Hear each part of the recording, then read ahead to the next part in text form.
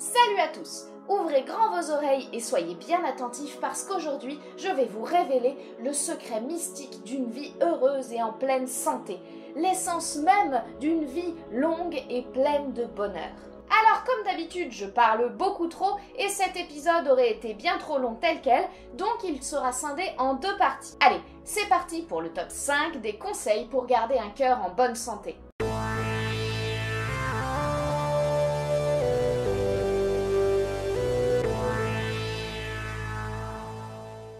Hop. On va se calmer 2 secondes, parce que c'était quand même mon idée à la base. La prévention des maladies, l'alimentation et la promotion de la santé, c'est mon domaine, alors laisse les vrais gens parler. Donc, la santé dépend d'un juste rapport entre les aliments et les exercices. Il y a toujours des précurseurs qui manifestent l'imminence de la maladie. Hippocrate, dois-je te rappeler que tu as écrit que le cœur ne peut pas être le siège de maladies propres? Comment veux-tu parler de maladies cardiaques si tu nies leur existence? Oui, tout le monde peut changer d'avis. Et puis j'ai lu tous les travaux de mes prédécesseurs sur l'hygiène de vie, il n'y en a pas un qui fait son boulot correctement. Alors que moi, j'ai fait un super truc complet. Donc non, je me suis tapé tout ton bouquin sur le régime Hippocrate. C'est un ramassis de foutaises, y a rien à en tirer. Alors si tu veux parler de tes théories fumeuses, d'accord, mais ce sera dans un autre épisode. Censure et toujours censure. Conseil numéro 1, ne soyez pas un homme et ne vieillissez pas. On va commencer par les choses que vous ne pouvez pas modifier de toute façon, mais dont il faut être conscient car cela va jouer sur votre risque cardiovasculaire. En premier lieu, plus on est vieux, plus on est à risque. C'est assez logique car les artères, en vieillissant, se durcissent et se tapissent d'une fine couche de dépôt calcique qui va les rendre plus dures. Des artères plus dures, ce sont des artères qui vont se fissurer plus facilement et qui risquent donc plus de s'inflammer. En second lieu, les hommes sont plus à risque que les femmes. Alors c'est injuste, mais c'est comme ça, et c'est dû aux œstrogènes produits par les ovaires chez la femme et pas chez l'homme. En réalité, les œstrogènes, on ne sait pas exactement bien comment ça marche pour réduire le risque cardiovasculaire, mais plusieurs pistes sont étudiées, je vous ai mis les études en description si vous voulez aller y faire un tour. Et bien évidemment, comme c'est dû aux œstrogènes, le risque cardiovasculaire chez la femme va rejoindre celui de l'homme à partir de la ménopause puisqu'elle ne produira plus d'œstrogènes. Je cherche un exemple pour illustrer ton propos, mais je ne connais personne qui soit un homme et qui soit vraiment vieux. Enfin, nous sommes tous différents, et cela se voit dans nos gènes, dans notre ADN. Certaines personnes vieilliront mieux, d'autres moins bien. Et il faut en être conscient bien qu'on n'y puisse rien. Car par exemple, si quelqu'un dans votre famille proche a eu un problème cardiovasculaire avant 60 ans, 55 ans chez l'homme et 65 ans chez la femme, eh bien vous êtes un peu plus à risque qu'une autre personne qui n'a pas d'antécédents familiaux, car vous n'avez peut-être pas hérité des meilleurs gènes. Conseil numéro 2, ne fumez pas. Vous le savez, fumer c'est mal, ça donne des cancers, ça encrasse les poumons, ça bouche les artères, ça donne une haleine de chacal et ça pourrit les dents, bref, que du bonheur. Mais comment le tabac agit-il sur nos artères? On avait parlé la dernière fois des plaques d'athérome qui se forment et bouchent les artères. Eh bien, le tabac va augmenter la viscosité du sang et favoriser la coagulation au niveau de ces plaques, en les grossissant et en les rendant plus inflammatoires. Et on l'a vu, une plaque plus inflammatoire, c'est une plaque qui risque plus de se rompre et d'aller envoyer des petits caillots dans les petites artères pour les boucher complètement. Le tabac va également empêcher les mécanismes de vasomotricité et principalement la vasodilatation. Et le monoxyde de carbone inhalé va perturber le transport de l'oxygène jusqu'aux muscles, ce qui va aggraver d'éventuels symptômes dus à un manque d'oxygène préexistant, principalement au niveau du cœur. En revanche, et contrairement aux idées reçues, la nicotine n'a presque pas de rôle dans le risque cardiovasculaire. Seul problème, mais non des moindres, c'est elle qui va engendrer l'addiction et la dépendance à la cigarette, ce qui rend l'arrêt très difficile. Attends, mais depuis tout à l'heure, tu parles du tabac, mais nous, on fumait de l'opium, du chanvre et de l'eucalyptus. Bah du coup, ça va, c'est pas toxique ça, non? Ah si, Hippocrate, toute substance fumée est toxique car les fumées vont se solubiliser dans le sang, quelle que soit la plante d'origine, que ce soit du tabac, du cannabis ou de l'eucalyptus. Ah merde! Le plus simple est donc de ne jamais commencer à fumer. Mais si vous êtes déjà fumeur, vous pouvez essayer de réduire votre consommation ou mieux, d'arrêter complètement la cigarette. Pour cela, il existe de nombreuses solutions et vous pouvez en parler à votre médecin ou votre pharmacien. Conseil numéro 3, limitez les graisses. Ce qui fait le risque cardiovasculaire, ce sont ces fameuses plaques d'athérome qui sont composées de graisse, de fibrose et de dépôts calciques. Alors forcément, si on a plus de graisse dans le sang, il y a plus de risques qu'elle se dépose sur la paroi des artères et forme de nouvelles plaques ou alors viennent grossir les plaques déjà préexistantes. Attention cependant, toutes les graisses ne sont pas à bannir de l'alimentation. On différencie 3 types de graisses, les triglycérides, le LDL cholestérol et le HDL cholestérol. Les deux premières sont considérées comme de mauvaises graisses. On les retrouve dans les viandes grasses comme le porc ou le mouton, les produits sucrés, les produits ultra transformés, etc. Le HDL est à l'inverse considéré comme un bon cholestérol, c'est-à-dire qu'il va protéger le cœur. On le retrouve principalement dans les poissons gras comme les sardines, le thon ou le maquereau, et également certaines huiles végétales comme l'huile d'olive. Parce que le gras, c'est la vie. Caradoc ? Quoi? Non, je sais pas, ça m'est venu tout seul. Pour mesurer la concentration de graisse dans le sang, on réalise ce qu'on appelle une EAL, exploration d'une anomalie lipidique, par prise de sang. Alors, on a souvent l'impression que ce genre de résultat est compliqué à lire, mais en fait, pas tant que ça, vous allez voir. Le HDL, c'est le bon cholestérol. Il faut qu'il soit supérieur à 0,4 g par litre chez l'homme, attention aux unités, et 0,5 g par litre chez la femme. Si ce n'est pas le cas, le traitement repose essentiellement sur la diététique. Ensuite, on regarde les triglycérides. Ils doivent être inférieurs à 1,5 g par litre chez tout le monde et généralement, le traitement repose également sur la diététique, sauf pour des chiffres supérieurs à 5 g par litre, auquel cas on peut commencer un traitement par fibrate. Et le dernier chiffre, c'est le LDL cholestérol. Alors là, l'interprétation est un peu plus compliquée puisque tous les scientifiques ne sont pas d'accord, mais je vais vous présenter les dernières recommandations européennes de 2019. Mais sachez que les Américains ne sont pas d'accord et ne font pas la même chose et que même certains Français font différemment. En gros, avant 50 ans, un chiffre de LDL inférieur à 2 g par litre est amplement suffisant. Si ce n'est pas le cas, on proposera très rarement un médicament, on préférera rééquilibrer tout ça avec l'alimentation et une activité physique. Si vous avez déjà eu des problèmes cardiovasculaires, que vous êtes diabétique ou que vous êtes insuffisant rénal sévère, dans ces cas-là, vous passez directement dans la catégorie des personnes très à risque et le LDL cholestérol doit être inférieur à 0,7 g par litre. Enfin, si vous avez plus de 50 ans, mais que vous n'avez pas d'antécédent cardiaque, n'êtes pas insuffisant rénal ni diabétique, on utilise un outil, la grille SCORE. Elle va prendre en compte votre âge, votre sexe et votre statut tabagique ou non. En fonction de cela, les recommandations préconisent un LDL inférieur à 1,9, 1,6, 1, voire 0,7 g par litre. Globalement, plus vous avez de facteurs de risque par ailleurs, plus il faut abaisser le LDL cholestérol. Alors au début, pour des petits écarts, on peut se contenter de recommandations diététiques. Manger moins, manger mieux et faire plus d'activité physique. Mais quand le risque est élevé et que le LDL cholestérol est toujours trop haut, il va falloir avoir recours à un traitement médicamenteux, les statines. Alors il y a eu beaucoup de contradictions et d'avis divergents sur les statines, mais elles réduisent vraiment le risque d'AVC, de crise cardiaque et même la mortalité globale. Le seul gros problème de ce traitement, c'est un effet secondaire pas du tout grave mais très gênant, les statines, ça file des crampes. Alors ça va dépendre des personnes, certaines vont être très gênées dès le début et d'autres pas du tout, et c'est dépendant de la dose utilisée.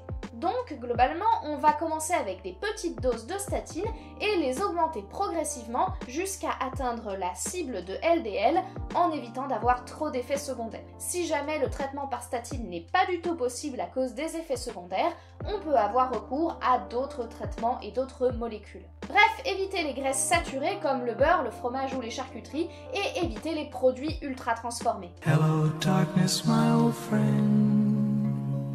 Et à la place, privilégiez plutôt le poisson et les huiles végétales. Conseil numéro 4, limitez le sucre. On parlait du gras, parlons maintenant du sucre. Le diabète touche près de 5% de la population française, dont 90% le diabète de type 2, c'est-à-dire le diabète dû à l'alimentation. Il se dépiste sur une prise de sang en mesurant la quantité de sucre dans le sang, la glycémie. On considère quelqu'un comme diabétique s'il a une glycémie supérieure à 1,26 g par litre à jeun ou 2 g par litre n'importe quand dans la journée. L'hyperglycémie chronique qu'on retrouve chez les diabétiques va abîmer tous les vaisseaux sanguins, y compris les artères, et va donc augmenter le risque cardiovasculaire. Alors bien sûr, le premier traitement repose sur la diététique et la modification de l'alimentation, en privilégiant les aliments avec un index glycémique bas, comme le pain complet, et en évitant les produits avec un index glycémique élevé, comme les sodas ou les bonbons. Malheureusement, c'est rarement suffisant et il est très souvent nécessaire d'introduire un traitement médicamenteux. Alors je ne rentrerai pas dans le détail des traitements du diabète parce que c'est éminemment compliqué et ça nécessiterait une vidéo entière, mais pour résumer, le diabète est une maladie qui implique une habituation des organes à l'insuline, l'insuline étant une hormone de régulation de la glycémie. Les organes s'habituent donc, puis finissent par être résistants à cette insuline, ce qui provoque une insuffisance de production de l'insuline. Au stade de résistance, il est possible de donner des médicaments, principalement par comprimés, qui vont enrayer et ralentir la maladie, mais au stade d'insuffisance de production d'insuline, il est nécessaire d'en injecter tous les jours, plusieurs fois par jour.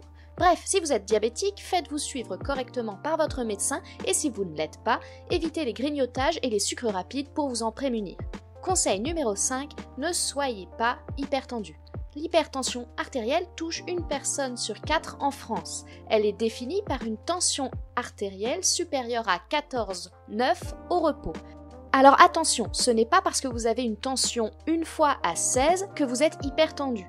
Pour poser le diagnostic, il faut que la tension artérielle soit supérieure à 14,9 plusieurs fois au domicile et au repos. C'est une maladie silencieuse car elle ne fait pas mal, elle ne donne aucun symptôme, mais c'est un facteur de risque majeur de maladies cardiovasculaires et principalement d'AVC. Alors malheureusement, ce qui influence principalement la tension artérielle, c'est la génétique. Et ça, vous n'y pouvez rien. Mais 3 autres facteurs vont influencer la tension artérielle. La consommation de sel, la consommation d'alcool et le poids. Donc, pour normaliser votre tension, commencez par maintenir un poids stable, ne consommez pas d'alcool et contentez-vous d'un maximum de 6 g de sel par jour. Alors 6 grammes de sel par jour, ça a l'air super facile dit comme ça, mais c'est 6 grammes tout compris, c'est-à-dire qu'on compte l'eau gazeuse, le pain, le sel déjà présent dans les aliments, le sel que vous rajoutez à la cuisson, puis celui que vous rajoutez dans votre assiette. À titre indicatif, en Occident, on considère qu'on consomme environ 10 à 15 grammes de sel par jour pour une journée normale et sachez également qu'il y a environ 5 grammes de sel dans une baguette entière. Bien sûr, les mesures diététiques sont indispensables, mais elles sont rarement suffisantes et il faut souvent prescrire un traitement médicamenteux et c'est le médecin généraliste qui le fait. Il faut également éviter de manger de la réglisse parce que ça augmente la tension. Bon, moi à l'époque, je savais même pas ce que c'était que la tension. Mais on m'a dit que la réglisse, c'était pas bien. Voilà, c'était mon top 5 des choses à ne pas faire pour garder un cœur en bonne santé.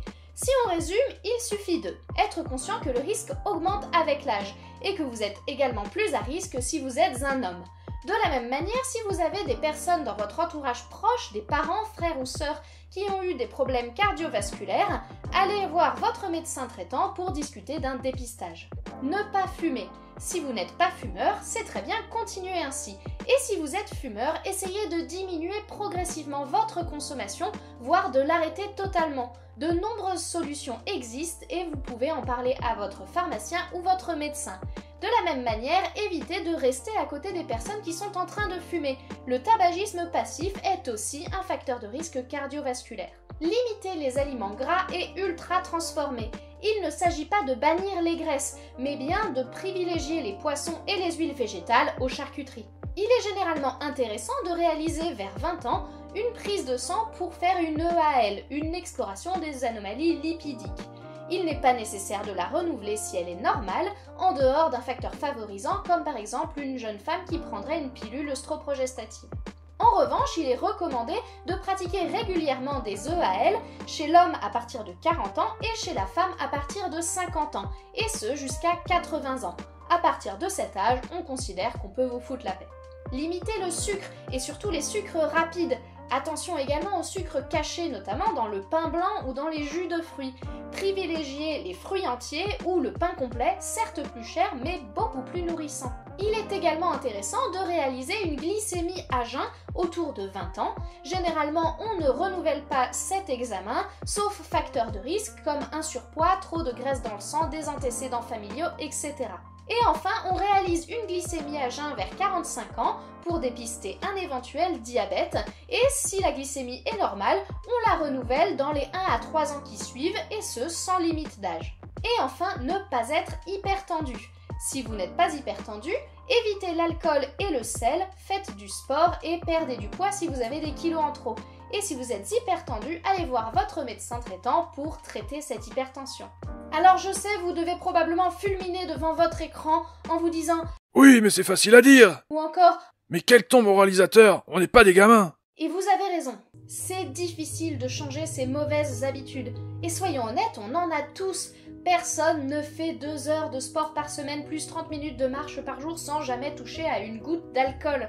Personne ne mange aucune charcuterie ni aucune graisse animale en mangeant ses 5 fruits et légumes par jour sans aucun grignotage ni sans avoir jamais touché à une cigarette. Je vous propose donc de reprendre ce top tranquillement et de décider quel est le conseil que vous vous sentez prêt à adopter.